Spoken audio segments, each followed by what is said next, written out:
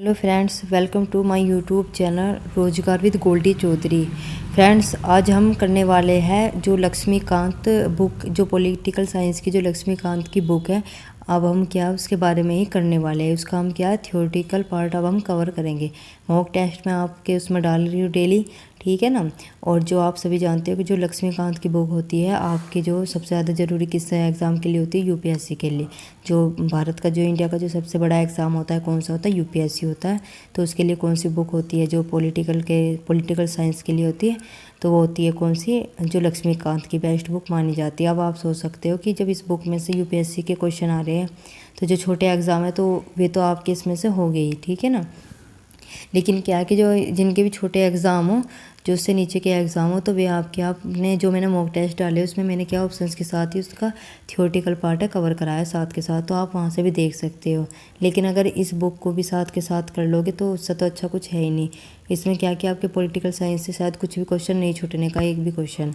तो चलिए अब हम क्या है कि आज की हमारी क्या पॉलिटिकल साइंस लक्ष्मीकांत की आज की हमारी क्या है फर्स्ट क्लास होगी। जैसे कि आज का क्या है, इसमें दिया गया है हिस्टोरिकल बैकग्राउंड, यानी कि हिस्टोरिकल बैकग्राउंड किसका होगा, ये पॉलिटिकल का, यानी कि जो संविधान बना था उसका क्या है बैकग्राउंड है। इसमें यही बात है की गई है कि यही बात है कि यदि हम इसमें बताया गया कि भारत का जो संविधान है, संविधान बनने के लिए हमने मतलब क्या क्या तरीके अपनाए थे, कैसा हमारा संविधान बना था, तो वो सभी क्या है इस बुक के अंदर ही आपको देखने को मिलेगा। तो हिस्टोरिकल जो बैकग्राउंड है बस यही है इसमें कि उसके संविधान के जो स्टार्टिंग है, मतलब हमें ज़रूरत क्यों पड़ी थी संविधान की, तो वे इसलिए पड़ी थी क्योंकि अंग्रेज़ों का, आप सभी जानते हो कि अंग्रेज़ों का क्या था, भारत पर जो कब्जा था, वो कब्जा कैसे हुआ था, कब हुआ था, अंग्रेज कब आए थे, तो ये ही हम इसमें क्या स्टार्ट करने वाले हैं। तो इसे क्या है, वीडियो को बिल्कुल भी स्किप मत करिएगा, कंटिन्यू बने रहिए। जैसे कि इसमें क्या दिया गया है, इसमें दिया गया है कि भारत में ब्रिटिश 1600 ईस्वी में ईस्ट इंडिया कंपनी के रूप में भारत में व्यापार करने के लिए आए थे। तो क्वेश्चन कहाँ से बनता है कि जो अंग्रेज़ों की जो कंपनी थी उसका क्या नाम था, ईस्ट इंडिया कंपनी। क्या था, ईस्ट इंडिया कंपनी। वो भारत में व्यापार करने के लिए आई थी। कब आई थी, तो वो आई थी कब, 1600 ईस्वी में, ठीक है ना।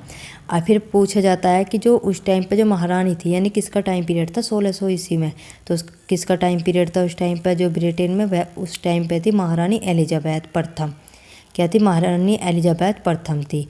अब इसमें दिया गया कि महारानी एलिजाबेथ प्रथम के चार्टर द्वारा उन्हें भारत में व्यापार करने के लिए विस्तृत अधिकार प्राप्त थे।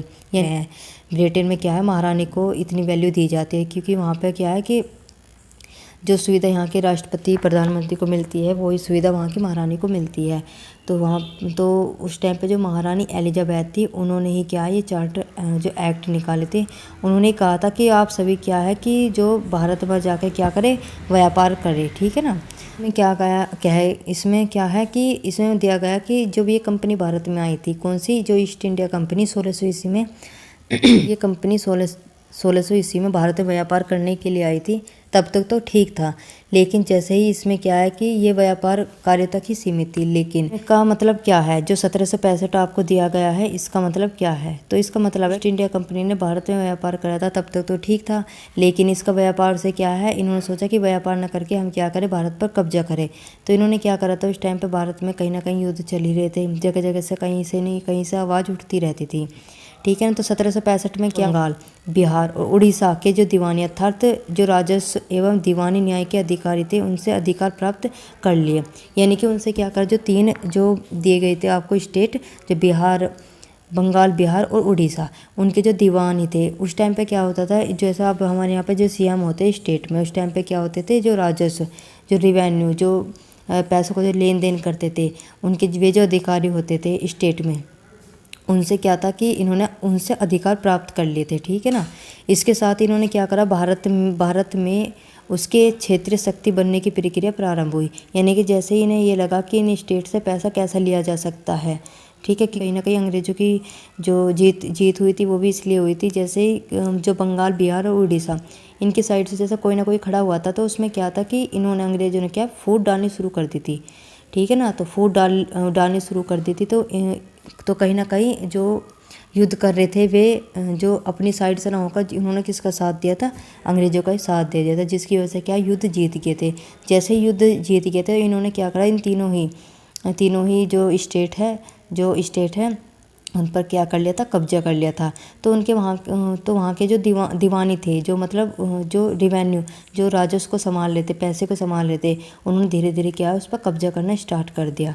इससे क्या हो गया, उनके जो क्षेत्रीय शक्ति बननी प्रारंभ हो गई। यानी कि यहाँ से ये बंगाल बहुत बड़ी ये जो प्रेसिडेंसी थी बंगाल, बिहार और उड़ीसा, ठीक है ना, ये हुआ। फिर उन्होंने क्या करा, जैसे उन्होंने जो क्षेत्रीय शक्ति उनकी बननी उनकी क्या जो क्षेत्र में शक्ति स्टार्ट होगी, मतलब सभी ये लगने लगा कि अब अंग्रेज ही भारत पर राज करेंगे, क्योंकि जो सबसे बड़ी प्रेसिडेंसी थी भारत में कहीं ना कहीं उन्होंने क्या है उस पर कब्जा कर लिया था। फिर क्या हुआ कि जो 1858 ईस्वी में जो सिपाही विद्रोह हुआ था, तो ये पूछा जाता है कि सिपाही विद्रोह कब हुआ था, वो कब हुआ था, तो कब हुआ था 1858 में। के जब रिजल्ट आया था तो उसमें क्या करा, जो ब्रिटिश ताज था, ब्रिटिश ताज का मतलब जो क्राउन का जो शासन था वो भारत में क्या है आना स्टार्ट हो गया था 1858 में।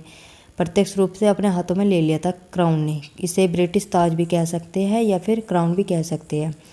फिर उन्होंने क्या कहा, यह जो शासन है यह 15 अगस्त 1947 में भारत की स्वतंत्रता प्राप्ति तक अनवरत रूप में क्या रहा, जारी रहा। यानी कि जो क्राउन का जो शासन था वो 1858 में रहा, लेकिन जब तक देश आज़ाद नहीं हुआ तब तक क्राउन का ही शासन रहा। यानी कि जो ब्रिटिश ताज है उनका ही क्या रहा, शासन रहा। यानी कि जो भी कुछ करेगा 1858 के बाद जो भी कुछ करेगा कौन करेगा, अंग्रेज करेगा। नेक्स्ट, जैसे कि इसमें दिया गया कि स्वतंत्रता मिलने के साथ ही भारत में एक संविधान की आवश्यकता महसूस हुई। यानी कि जब आज़ाद हुआ देश, क्योंकि अब तक क्या था कि 15 अगस्त 1947 तक भारत पर क्या था, कब्जा था, ब्रिटेनों का, अंग्रेजों का किसका शासन था, क्राउन, यानी कि जो ब्रिटिश ताज था उनका क्या था, शासन था। लेकिन उसमें क्या हुआ कि जैसे देश को आज़ादी मिली तो उनके मन में यूँ आया था कि अब तक तो मतलब ब्रिटेन वालों ने कहीं ना कहीं सब कानून संभाल रखे थे कि भाई कोई भी चीज़ हो कैसे करनी है कैसे नहीं।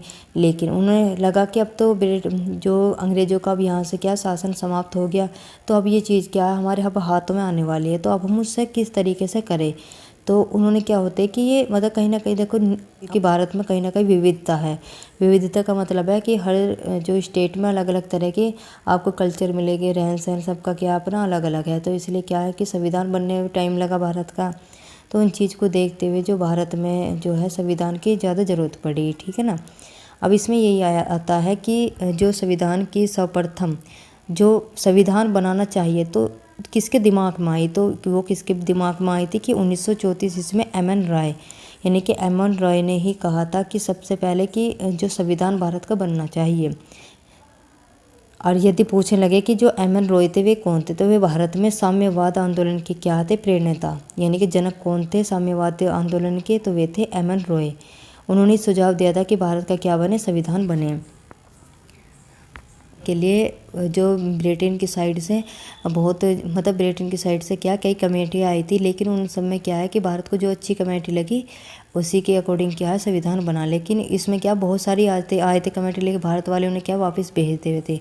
लेकिन उन्हें कहीं ना कहीं क्योंकि भारत की बात नहीं थी संविधान की, उसके साथ कौन था, पाकिस्तान भी था। तो पाकिस्तान के बारे में सोचना था, क्योंकि भारत के हिस्से में क्या था, पाकिस्तान भी जो सिंध प्रांत वाला क्षेत्र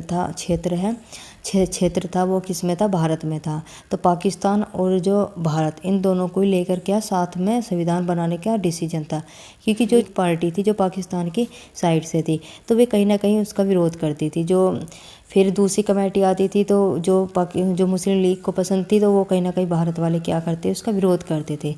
तो इन चीज़ को देखते हुए बस फाइनली क्या है एक कमेटी आई थी, यानी एक मिशन आया था जिसका नाम क्या था, कैबिनेट मिशन। और कैबिनेट मिशन कब आया था, 1946 में। तो इसी के आधार पर क्या बना है, भारत का संविधान बना है।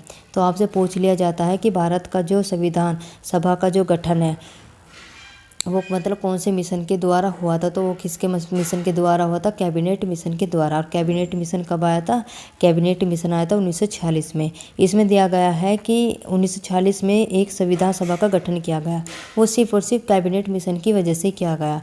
नहीं तो 1942 में क्या आया था, क्रिप्स मिशन भी आया था, और भी मिशन आए थे, 1943 में भी आए थे और 45 में भी आए थे, शिमला समझौता भी हुआ था, कि कहीं ना कहीं कि कैसे भी हो भारत का संविधान बन जाए, भारत और पाकिस्तान दोनों के संविधान में मतलब कुछ भी चर्चा हो। लेकिन ये सब क्या है, सबका विरोध होता रहा। लेकिन फिर फाइनली क्या, कैबिनेट मिशन की दोनों तरफ से क्या है बात मान ली गई थी। तो उसी के आधार पर क्या है भारत का संविधान गठित हुआ। अब इसमें दिया गया है कि जैसे 26 जनवरी 1950 को संविधान अस्तित्व में आया। तो अस्तित्व में का मतलब क्या है कि संविधान ने जो पूरे भारत में कार्य कब प्रारंभ किया, तो वह कब किया, 26 जनवरी 1950 को संविधान लागू हुआ। संविधान लागू का मतलब देखो बना तो कब था, 26 नवंबर 1949 को। बनने से कोई मतलब नहीं होता, क्योंकि अस्तित्व का मतलब होता है कि इसने वर्ग कब कार्य किया, यानी कि भारत में जो इसके अकॉर्डिंग जो पब्लिक है वो कार्य कैसे करेगी। तो वो सब कब करे, 26 जनवरी 1950 में। जिसमें जैसे हम देखेंगे कि संविधान और राज्य व्यवस्था की अनेक विशेषताएं ब्रिटिश शासन ने ग्रहण की थी। कि जो संविधान की राज्य व्यवस्था का मतलब जो पॉलिटिकल सिस्टम है, उसकी जो सारी जो चीज़ें थी, तो शासन वो किसने ग्रहण कर रखा था, ब्रिटेन वालों ने कर रखा था। भारत में जो कानून है सब किसके हाथ में थे, ब्रिटेन वालों के हाथ में थे। तो इसमें क्या है कि ब्रिटिश शासन में कुछ घटनाएं ऐसी थी जिसके कारण ब्रिटिश शासित भारत में सरकार और प्रशासन की विधिक रूपरेखा निर्मित की गई थी। इसमें क्या है कि ब्रिटेन वालों ने क्या, पूरी शासन व्यवस्था ब्रिटेन वालों के हाथ में थी। भारत के अंदर ब्रिटेन वालों के हाथ में भारत की क्या थी, सारी कानून व्यवस्था सब ब्रिटेन वालों के हाथ में थी। और कहीं ना कहीं क्या है कि ब्रिटेन वालों को देखकर ही भारत में जो है कुछ जो विशेषताएं क्या ऐड की गई है। क्योंकि आप सभी जानते हो कि जो संसद है हमारी कहाँ से ली गई है, ब्रिटेन से ली गई है। तो कहीं ना कहीं ये सिस्टम भारत वालों को सही लगा, तो इसलिए क्या उन्होंने संविधान में इसे ऐड किया। ठीक है ना। तो इसमें रूपरेखा निर्मित की गई। इसका मतलब यही है कि हमने कुछ तत्व जो होते हैं वे हमने कहाँ से लिए, ब्रिटेन से भी लिए हैं। जितने भी कानून जो भी कानून से रिलेटेड जानकारी हमने ब्रिटेन से ही संविधान में डाली है। अब इसमें बात करते हैं हम कंपनी का शासन, कि भारत में जो कंपनी का शासन चला था, जब अंग्रेज आए थे भारत में, तो कंपनी का शासन कब से कब तक चला। तो 1773 से लेकर 1858 तक क्या चला था, कंपनी भारत में जो कंपनी का क्या चला था, शासन चला था। और कौन सी कंपनी थी ये, ईस्ट इंडिया कंपनी थी। 58 में क्राउन का शासन आ गया था। और क्राउन का शासन कब तक चला था, 1947 तक क्या है, क्राउन का शासन चला था। जब आज़ादी मिली तभी क्राउन का शासन क्या हुआ, भारत में समाप्त हुआ। अब ये देखा जाता है कि जो 1773 का जो रेगुलेटिंग एक्ट है, इसका मतलब क्या है। तो 1773 में जो ये एक्ट आया था, इसका मतलब होता है कि यह जो अधिनियम है अत्यधिक संवैधानिक महत्व था। यह भारत में ईस्ट इंडिया कंपनी के कार्यों को नियमित एवं नियंत्रित करने की दिशा में ब्रिटिश सरकार के द्वारा लाया गया था। यानी कि इसमें दिया गया है कि जो ब्रिटेन है, यानी कि ब्रिटेन की जो महारानी थी, उसने इस एक्ट को इसलिए लाया कि जब उन्होंने क्या करा, ईस्ट इंडिया कंपनी को भारत में व्यापार करने के लिए भेजा। अब उसमें वह व्यापार अच्छा कर रही है या नहीं कर रही है, उसकी जानकारी भी तो कोई ना कोई दे वह। तो इसीलिए उसने जो ब्रिटेन की साइड से क्या है कि भारत में 1773 इसमें क्या रेगुलेटिंग एक्ट आया। इसमें जो रेगुलेटिंग एक्ट में क्या है कि इसमें भारत में ईस्ट इंडिया कंपनी के कार्यों को नियमित और नियंत्रित करने की दिशा से ब्रिटिश सरकार द्वारा उठाया गया यह पहला कदम था, 1773 का रेगुलेटिंग एक्ट। यानी पहले तो व्यापार करने के लिए भारत में भेजा गया, फिर उसके बाद इन्होंने क्या किया गया, एक्ट बनाए। ये थी भारत में क्या, अपने भारत पर राज करने का ये पहला कदम था, किसका, अंग्रेजों का। इस अधिनियम की विशेषता क्या थी, किसकी, 1773 की। तो इसकी विशेषता थी कि इस अधिनियम द्वारा बंगाल के गवर्नर को बंगाल का गवर्नर जनरल पद नाम दिया जाना चाहिए। यानी कि जो बंगाल के जो गवर्नर बनाए गए थे, उन्हें अब क्या नाम दिया जाना चाहिए, गवर्नर जनरल नाम दिया जाना चाहिए। एवं उनकी सहायता के लिए 4 सदस्यीय कार्यकारी परिषद का क्या है, गठन होना चाहिए। ऐसा पहली बार यदि आपसे पूछने लगे पहले जो गवर्नर कौन बने थे, ये वे बने थे ऐसे पहले गवर्नर कौन बने थे, लॉर्ड वारिंग हेस्टिंग्स बने थे। यदि पूछने लगे कि बंगाल का, किसका, बंगाल का, ये बात बंगाल की चली ना, यदि बंगाल का जो गवर्नर पूछे जावे तो वे कौन हो गए, रॉबर्ट क्लाइव। कौन हो गए, रॉबर्ट क्लाइव बंगाल का पहला गवर्नर बना। जबकि अंतिम गवर्नर कौन बना बंगाल का, वो बने वारेन हेस्टिंग्स। लेकिन भारत का पहला गवर्नर कौन बना, तो वो कौन बने, वारेन हेस्टिंग्स। तो ये कम से 7-8 क्वेश्चन है जो आपके गवर्नर जनरल वाइसराय से पूछे जाते हैं।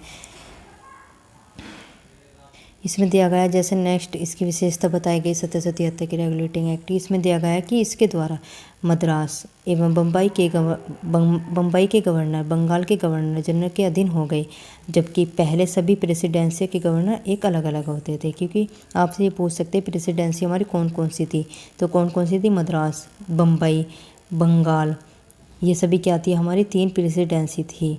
ठीक है ना। अब इसमें क्या थी कि हर जो प्रेसिडेंसी का अपना ही गवर्नर होता था, लेकिन जैसे 1773 का रेगुलेटिंग एक्ट आया, उसमें क्या हुआ कि उसमें जो ब्रिटेन की महारानी थी उसने कह दिया था कि अब क्या होगा, इन सब का एक लीडर होगा, यानी कि इन तीनों प्रेसिडेंसी का क्या होगा, एक लीडर होगा, जिसे क्या कहेंगे हम, भारत का गवर्नर।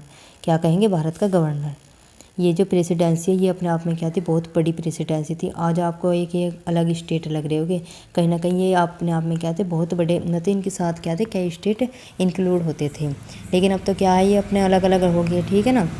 बंगाल भी कई स्टेट से मिलकर बना था, और इसमें क्या थे कि ये तीनों क्या इसके अधीन हो गई थी, किसके, भारत के गवर्नर के लिए। अब हम क्या है, आज ये हमारा क्या था, इंट्रोडक्शन था किसका, जो संविधान का था, कि संविधान की मांग, मतलब संविधान बनाने का निर्णय, मतलब सबसे पहले दिमाग में किसके आई थी, अंग्रेज़ों ने कैसे भारत में जो एंट्री करी थी। तो अब हम क्या है, इस बुक को हम कंटिन्यू करेंगे। हम सोचे कि जल्दी से जल्दी इस बुक को क्या कंप्लीट करा जाए, क्योंकि क्या है कि यूपीएससी के बहुत बच्चों के एग्ज़ाम होने के आते हैं, तो उनका क्या रिवीजन भी हो जाएगा। क्वेरी या कुछ भी कोई प्रॉब्लम हो वे क्या कमेंट बॉक्स में बता सकते हो। हमें जितना लगेगा हम इसे मतलब ईजी करके, यानी ईजी लैंग्वेज में मैं बताने की कोशिश करूँगी। ठीक है ना। तो आज के लिए इतना ही। वीडियो को लाइक करना, सब्सक्राइब करना बिल्कुल भी मत भूलिएगा। Thank you.